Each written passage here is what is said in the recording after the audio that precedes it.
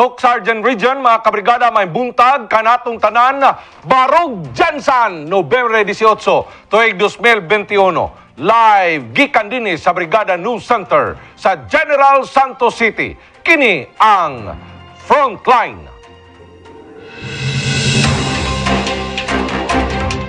Aniya ang mga balita sa Frontline. Amahan, gibusil patay ang kaugalingong anak. Patayng lawas, nakaplagan sa dalan sa Malungon, Sarangani Province. Kapin 130,000 pesos nga kantidad sa shabu, giitsa sulod sa South Cotabato Provincial Jail. Hukom sa korte, wala tumana sa kapitan sa barangay Buayan. Pagpamaligya o parol sa Jensan, mi arangkada na. Presyo, walay pag-usbaw.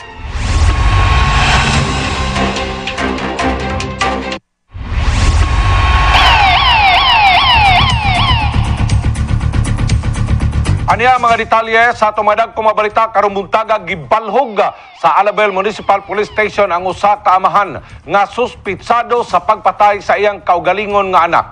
Kasong parricide ang gikatakda nga tubangon sa mga suspitsado. Dugang kasong illegal possession of firearms. Rason sa suspect nga si Roberto Padillo, iya lang gipanalipdan ang iyang kaugalingon tungod kay una na kining gibaharan sa anak nga biktima. Lisod usab nga dawaton sa inahan nga si Nanay Aida nga nag-unay ang iyang mag-amahan. Hindi pa na ako nang maupuan, ma'am, kay murag libog pa kay karon.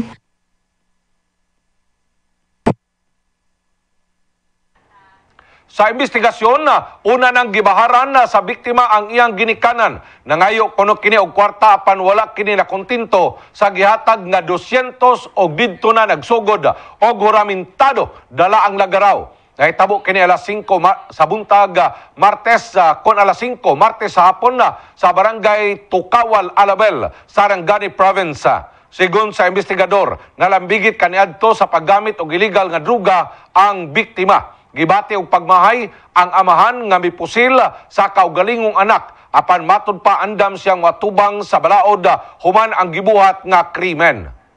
Di man to mahitabo grunta yung wala mag-away sila ni Mrs. nako, yang mama. Muto hinungdan ba? Muto nga ibaharan man ko nga.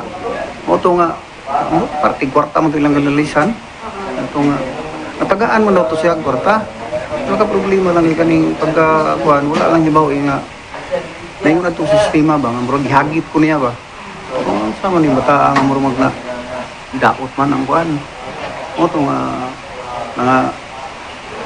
maglugay, abot ni sa puntog yun nga napusilan.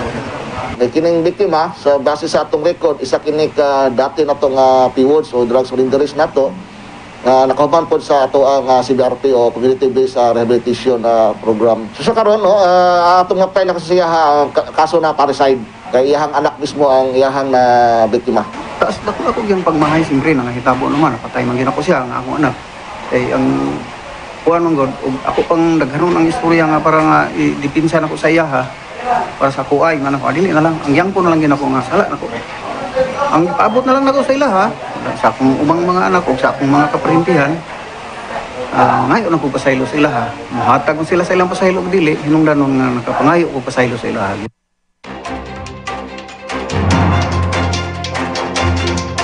Samtang sa pikas nga bahin, wala pagyapon mailhi ang patay nga lawas nga nakaplagan sa dalan sa Purok Malakas, Barangay Nagpan, Malungon, Sarangani Province, alas 5:50 kagahapon sa buntag. Sa inisyal nga investigasyon sa kapulisan, gituuhan nga gilabay lamang ang patay nga lawas sa maong dapit. Duna kini tulo ka samad pinusilan sa iyang naong. Nakasuot kini og pula nga jacket, itom nga printed t-shirt, stripe nga cargo short o pula nga sandal. Gibanabana nga nasa 17 hangtod sa 20 anyos ang pangidaron. Ana karon sa Angel Funeral Home sa Barangay Malandag ang patay nga lawas.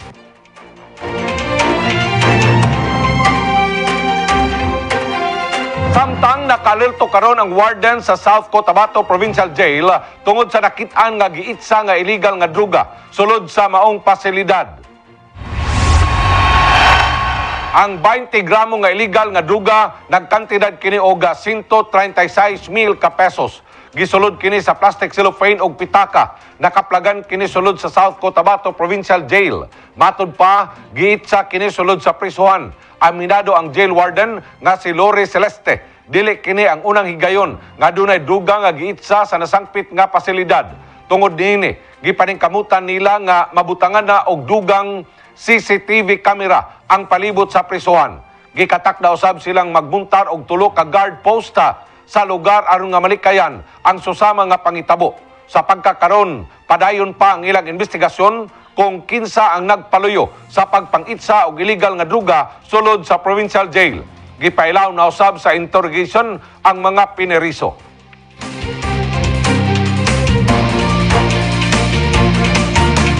Sa pikasabahin, lalaki gireklamo sa usa ka concerned citizen tungod kay matud pa nagsigi kini og lakaw sa dalan samtang nagabitbit og sundang.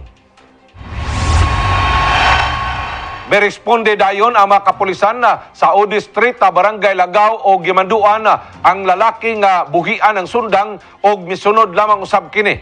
Gikapkapan ang mong lalaki nga giilang si Jainal Masulot, 33 anyos. Residente sa Purok Ondok, Gawan, Barangay San Jose, Jansan.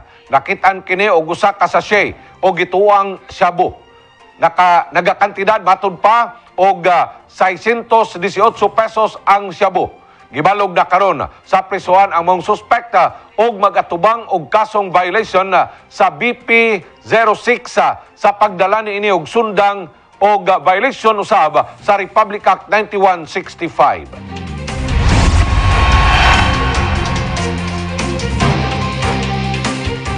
No vaccination card, no entry.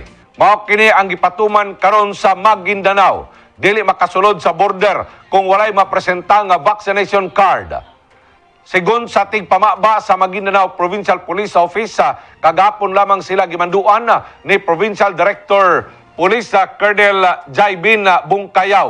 Ilawom usab kini sa order kon Executive Order number 72 sa lalawigan. Ang mga walay mapresenta nga vaccination card, tugutan lamang nga mulahos kung duna kini ikapakita nga negative RT-PCR test result.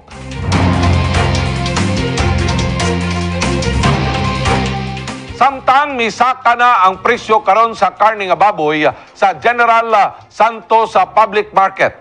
Matod pa sa mga Meat Vendors Association Cooperative, tungod kini sa pagsaka sa demanda nga may resulta sa pagsaka usab sa farm gate price. Sugod ang usbaw sa presyo ni Nobyembre 15, ang pork belly mapalit na sa 300 ang kilo. Ang unod mapalit na sa 285. Samtang 250 pesos ang matag kilo sa pata. Samtang ang ribs 250 pud ang kilo. Ang special bone 200 pesos ang kilo. Mapalit sa 150 ang matag kilo sa atay. Usa ka gatos pesos ang laman loob og 150 pesos ang impelya. Matod sa Meat Vendors Association Cooperative, tungod kini sa pagsaka sa demanda, hinungdan sa pagsaka pod sa farm gate price. Gikan sa 150 pesos karon na 165 ngadto sa 170 pesos na ang matag kilo. Matod pa, posible nga masundan pa ang pag-usbaw o pagsaka sa presyo sa baboy kung mutaas pa ang demanda o gilabi na nga duol na ang bulan sa Kapaskuhan. Ang ever since naman talaga, ang presyo ng General Santos hindi naman talaga umaakit yan ng sobrang taas, no? Because marami tayong source ng baboy dito. The local, sabi natin, itong local meat vendors natin, nakakabili yan sila sa mga piggeries natin, pa isa-isa, pa dalawa-dalawa. Kasi mga backyard, ang sources na lang nila ng backyard is within General Santos City.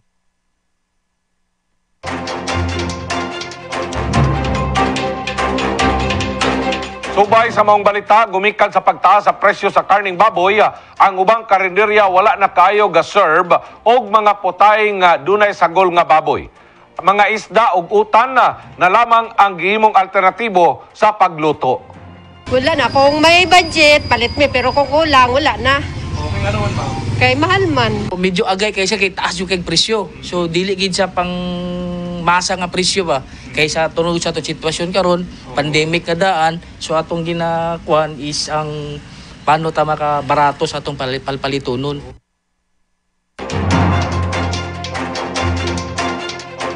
Samtang sa pikas nga bahin operasyonal na ikaduhang balay silangan Reformatory Center sa lalawigan sa Sultan Kudarat. May pakita og suporta pinaagi sa pagtambong sa inaugurasyon ang PDEA 12. Ang balay silangan usa ka National Drug Reformation Program dinhi temporaryong nagapuyo ang mga kaning nalambigit sa illegal nga druga nga buot nang magreforma.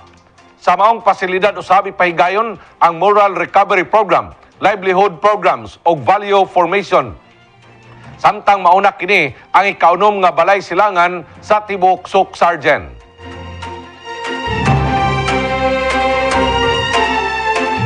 Samtang sa pikas sa bahin usa ka convenience store ang gibanggaan sa usa ka multicab nga nawad-an og control. Sa kakusog sa impact na nabuak ang salamin, nangahulog ang mga gipang-display nga soft drinks o nangatumba ang lamisa sulod sa tindahan.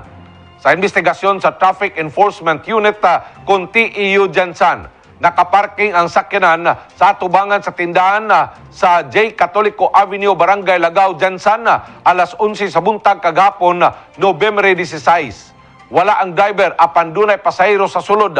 Na matikdan matud pa sa pasahero nga nagaatras ang sakyanan maong nangayo kini og tabang apan wala na gayud na kontrol ang maong sakyanan. Sa pagkakaroon nakaimpaw na ang sakyanan og gihulat na lamang sa TEU ang pinal nga kasabutan sa driver og tag-iya sa maong establishmento.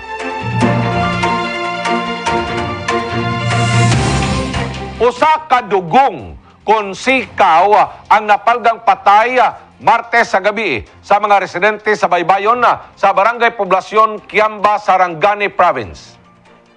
Matod sa Community Environment and Natural Resources Office, doon na sila nakitaan nga mga samad sa nagkadayang parte sa lawas sa maong dugong. Dali-dali usab kini nga gilubong sa Kiamba Menro o wala na gipailawom sa necropsy.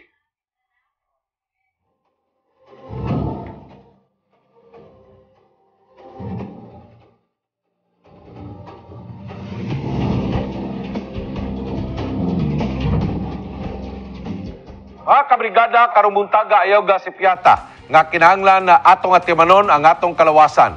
Investa para sa maayong panglawas sa tibok pamilya. Gikan sa tatay, nanay, ngadto sa tanan nga mga kabataan. Atimana kanunay pinaagi sa pagtumara og Maxan Capsule.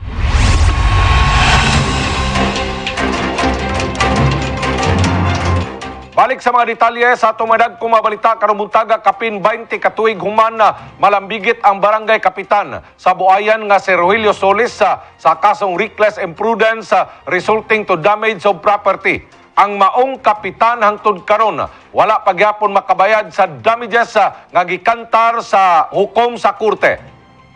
Ngadtong June 5, 2001, sadyang nalabigit sa usa ka aksidente si Kapitan Rogelio Solis sadyang nakabangga kini og pampubliko nga jeep diha sa may Pindaton Avenue, Jansan. Mini dump truck sa barangay Buayan ang gimaneho sa kapitan niadtong tungura.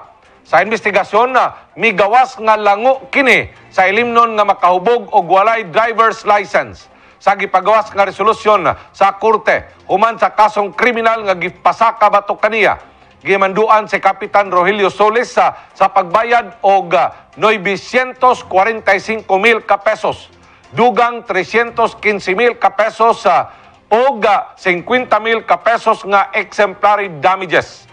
Apan matod ni Barangay Kagawad Babiolo Nakwa, wala pa kinihingpit nga nabayaran ni Solis hangtod karon. Kailangan yan na-comply is katong 50,000 una-una, katong 50,000 nga sa exemplary damage. O naghatag po siya o 300,000 pesos. Minus sa less sa yung 945. Nagbasa niyo Actually, kaduha na ning motion, manifestation nga pugso na siya sa pagbabayad sa iyang damages. Samtang sa pikasabayan opisyal ng gi-turnover sa Commission on Higher Education, kon CHED 12 ang pagdumala sa 17 ka mga higher education institution ngadto sa Ministry of Basic Higher and Technical Education kon MBH sa TE sa Bangsamoro Administration Region in Muslim Mindanao. Naguna sa pag-turnover si CHED Chairperson Prospero de Vera III. Ilawom kini sa Republic Act number 11054 kon Organic Law for BARM nga nagamando nga ibalin ang pagdumala sa mga higher education institutions ngadto sa BARM. Mapasalamaton si DepEd 12 Chairperson ngadto sa 17 ka mga higher education institutions sa ilang partisipasyon o pagserbisyo. Matadusaba ni CHED Regional Director Nilia Alibin, dako ang tabang sa maong mga higher education institutions alang sa pagtudlo sa mga estudyante aron nga ila pagayod nga makabot ang propesyon nga gipangandoy. Giawag usaba ang mga labaw sa 17 ka mga higher education institution nga ipadayon nila ang ilang nasugdan nga maayong record sa Rehiyon 12.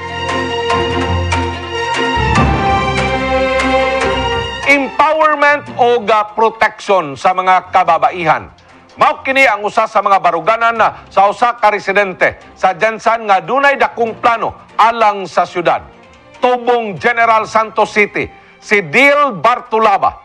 Maong iya gid kunong nakit-an ang og nasinatian ang kalisdanan ug mga kakulangon sa dakbayan.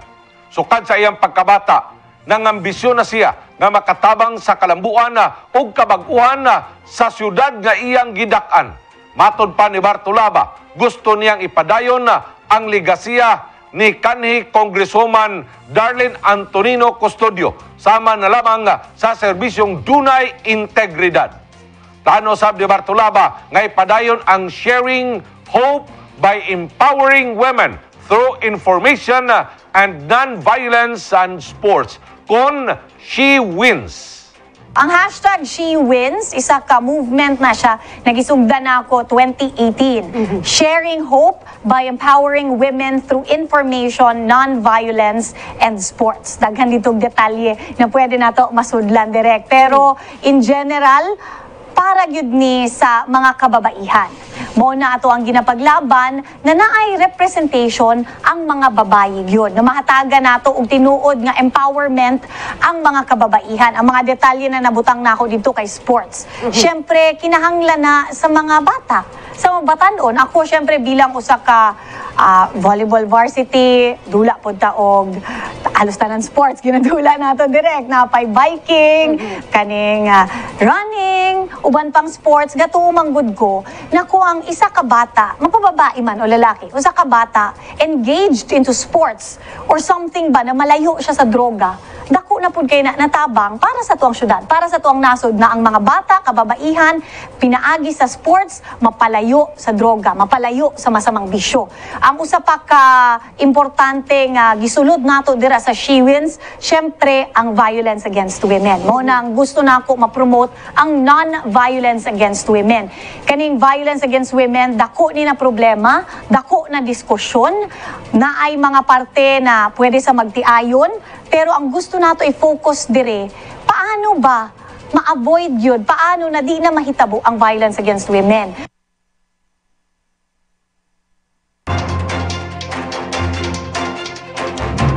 Samtang apektado sa pandemya ang mga gapamaligya og parol, bisan pa man kon dunay pagduag sa mga restriction sa pagkakaron. Luyo niini, sama sa naandan matag tuig padayon gihapon ang pag-display sa mga parol og mga lanterns sa may Casqueo Street sa Barangay Dadyangas East. 50% siguro jud ang kuan sir.